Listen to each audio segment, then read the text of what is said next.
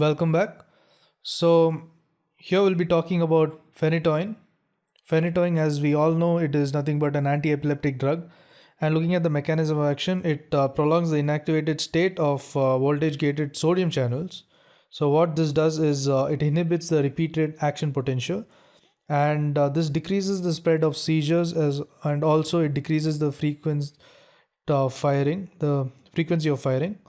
Now, looking at the uses of phenytoin, it is used in case of partial seizures.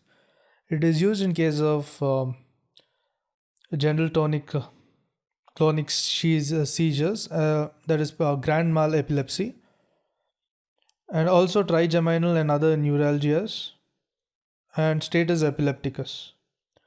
Now, looking at the pharmacokinetics of phenytoin, it is absorbed slowly in the gastrointestinal tract, and it is plasma protein bound.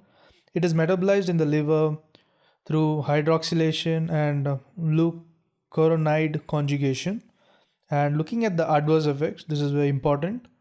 It can result in hypertrophy, hyperplasia of gums, and also hypersensitivity reaction, hirsutism, hyperglycemia, hypocalcemia, osteomalacia, FHS, that is fetal hydantoin syndrome, and digital hypoplasia, and also megaloblastic anemia, or vestibulocerebellar syndrome, and also hypotension and cardiac arrhythmias. Thank you.